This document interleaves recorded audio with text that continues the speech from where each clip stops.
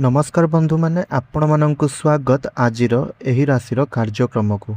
आजिर एही राशिर कार्यक्रमटी मिथुन राशिर लोक मानक पई बहुत गुरुत्वपूर्ण अटे। एथिरे आपण जानिबे अगस्त मासर मासिक राशिफल संपर्क रे। एहा सहित जानिबे नवग्रह मानकर स्थिति, स्वास्थ्य, शिक्षा, प्रेम जीवन, वैवाहिक जीवन, भाग्य, क्यारियर, व्यापार वाणिज्य संपर्क रे। एहा सहित भिडियोर शेष में आपण जानिबे किछि विशेष प्रतिकार संपर्क रे। सेथिपई भिडियोटी को शेष पर्यंत देखंतु। भिडियोटी को गोटे लाइक करंतु। चैनल टिरे नुआ थिले चैनल को सब्सक्राइब करि दियंतु। कमेंट बॉक्स रे जय श्री कृष्ण निश्चय लिखंतु। आउ भिडियोटी को अन्य मिथुन राशिर लोक मानक पाखकु शेयर निश्चय करि दियंतु। तो एबे आसंतु आरंभ करिबा आजिर एही राशिर कार्यक्रम को। तो सर्वप्रथमे जानंतु नवग्रह मानकर स्थिति संपर्क रे। तो आपणक कुंडलीर प्रथम घरे शुक्र अवस्थान करिसंती, द्वितीय घरे सूर्य एवं बुध अवस्थान करिसंती, तृतीय घरे देवगुरु बृहस्पति अवस्थान करिसंती, पंचम घरे केतु अवस्थान करिसंती, षष्ठ घरे मंगल अवस्थान करिसंती, सप्तम घरे चंद्र अवस्थान करिसंती, नवम घरे शनि अवस्थान करिसंती आउ वर्तमान बक्री अवस्था से अछंती, दशम घरे राहु अवस्थान करिसंती। तो बंधु माने एबे चलंतु जानिबा स्वास्थ्य संपर्क रे। एही मासरे षष्ठ भाव में मंगल थिबारु रोग को जीतिबार क्षमता आपणकर बढ़िबो, किंतु असावधानता करिले शरीर रे सामान्य समस्या देखा देई पारे। अधिक कार्यचाप, मानसिक चिंता एवं अनियमित जीवनशैली कारण थकापण, मुंडबिंधा, निद्राहीनता किंबा रक्तचाप रे सामान्य परिवर्तन आपणଙ୍କୁ अनुभव होई पारे। मासर प्रथमार्धरे स्वास्थ्य आपणଙ୍କର साधारण रहिबो, किंतु कार्य व्यस्तता जोगुं विश्रामर अभाव आपण अनुभव करिवे। बाहरर खाद्य, तेल मसलायुक्त खाद्य एवं अनियमित भोजन खाइबा कारण पेट संबंधी समस्या, एसिडिटी किंबा गैस भली समस्या देखादेव। तेणु संतुलित खाद्य खाआंतु एवं पर्याप्त पानी पियंतु। मासर द्वितीयार्धरे शरीर रे धीरे धीरे सुधार आसिबो। जेउमाने पूर्वरु कौनसी पुराणा रोगरे पीड़ित थिले सेमाने यथा समय रे औषध एवं डाक्तरंक परामर्श नेले भल फल पाइबे। नियमित व्यायाम, प्राणायाम एवं सकाळे बाहरे चलाबुला करिबा शरीर और मन को सुस्थ रखिबा एहा बहुत आपणक पई जरूरी अटे।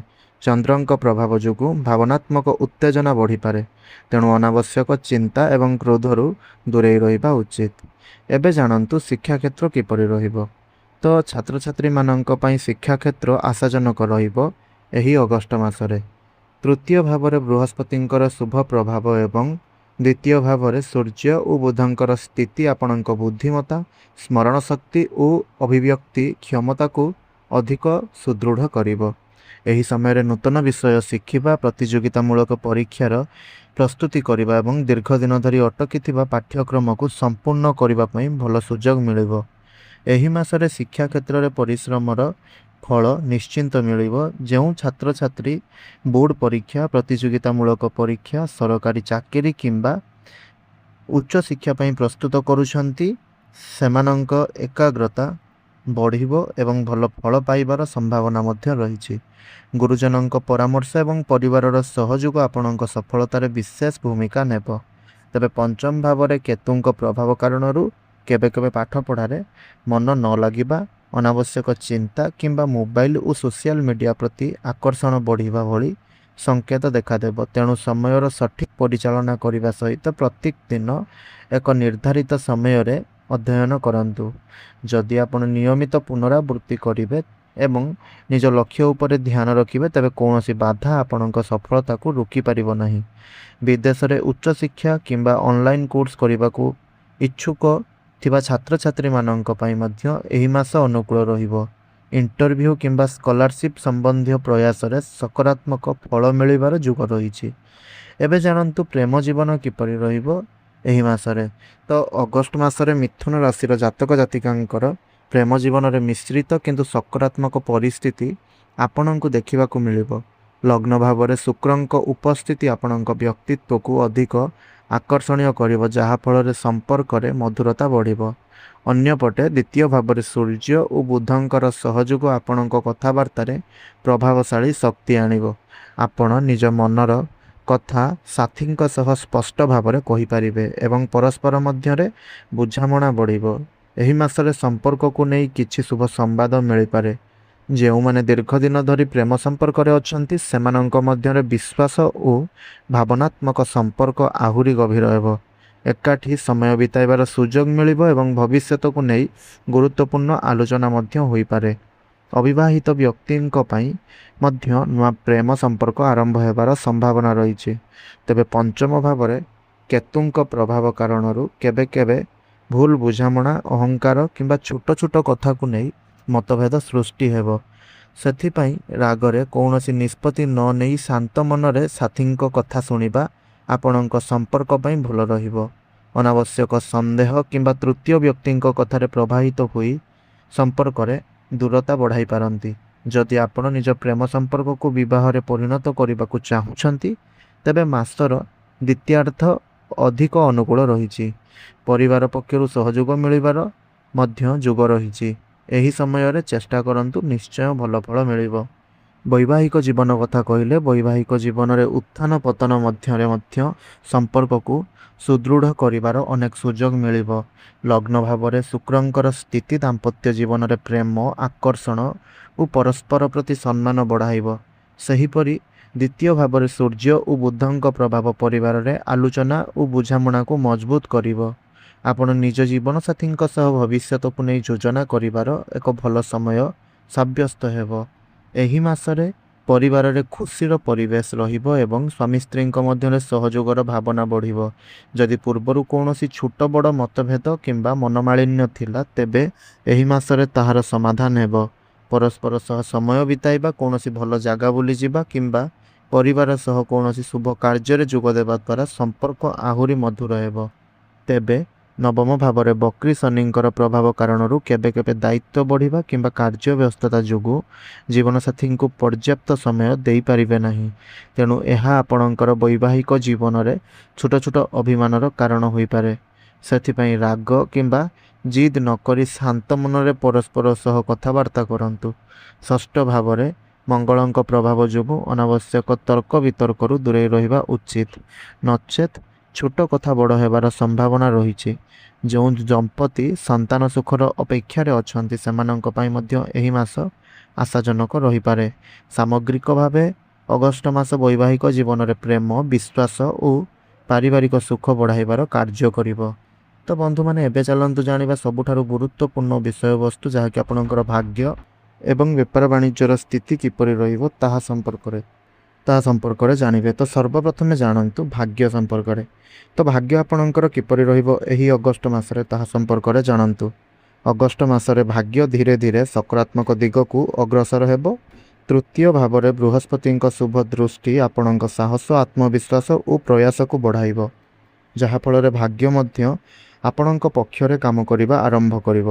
ଅନ୍ୟପଟେ ନବମ ଭାବରେ ବକ୍ରୀ ଶନିଙ୍କର ସ୍ଥିତି ସୂଚନା ଦେଉଛି ଯେ ସଫଳତା ନିଶ୍ଚୟ ମିଳିବ, କିନ୍ତୁ ତାହା ପାଇଁ ଧୈର୍ଯ୍ୟ, କଠିନ ପରିଶ୍ରମ ଏବଂ ସଠିକ୍ ନିଷ୍ପତ୍ତି ନେବା ଅତ୍ୟନ୍ତ ଆବଶ୍ୟକ।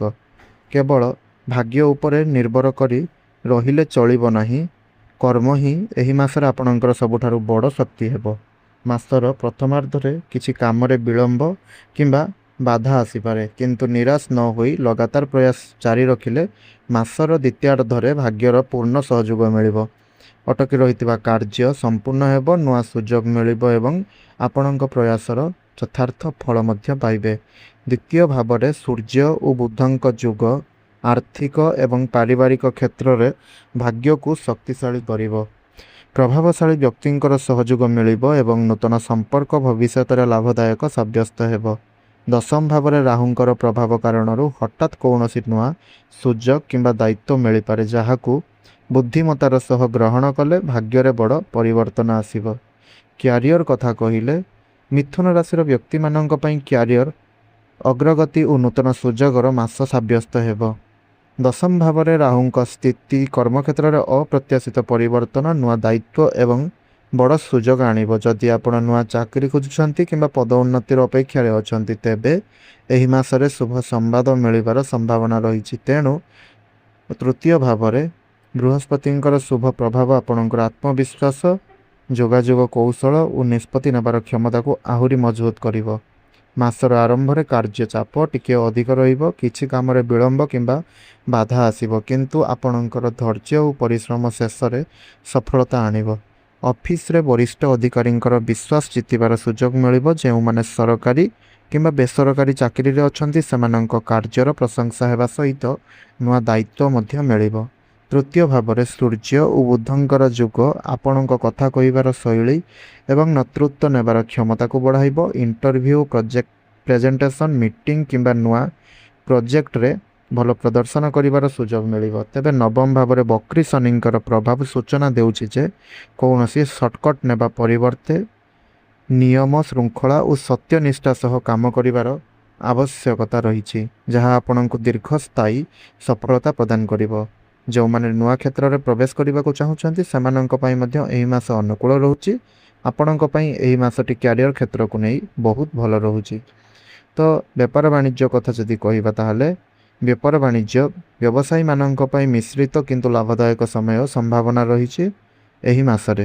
ଦଶମ ଭାବରେ ରାହୁଙ୍କର ସ୍ଥିତି ବ୍ୟବସାୟରେ ନୂଆ ସୁଯୋଗ, ନୂତନ ଯୋଜନା ଓ ଆଧୁନିକ ପଦ୍ଧତି ଆପଣେଇବାର ପ୍ରେରଣା ପ୍ରଦାନ କରିବ।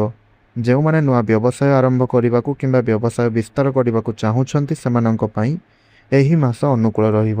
ତୃତୀୟ ଭାବରେ ବୃହସ୍ପତିଙ୍କର ଶୁଭ ପ୍ରଭାବ ନୂଆ ଗ୍ରାହକ, ନୂଆ ସମ୍ପର୍କ ଏବଂ ବ୍ୟବସାୟିକ ଯୋଗାଯୋଗକୁ ଶକ୍ତିଶାଳୀ କରିବ, ଯାହା ଭବିଷ୍ୟତରେ ଭଲ ଲାଭ ଆପଣଙ୍କୁ ଦେଇପାରେ।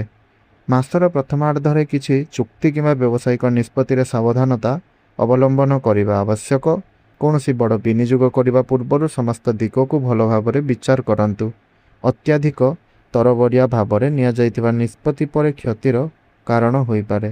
ତେବେ ମାସର ଦ୍ୱିତୀୟାର୍ଦ୍ଧରେ ବଜାର ପରିସ୍ଥିତି ଆପଣଙ୍କ ପକ୍ଷରେ ରହିବ ଏବଂ ଅଟକି ରହିଥିବା ଅର୍ଥ ଫେରି ପାଇବାର ଯୋଗ ମଧ୍ୟ ରହିଛି।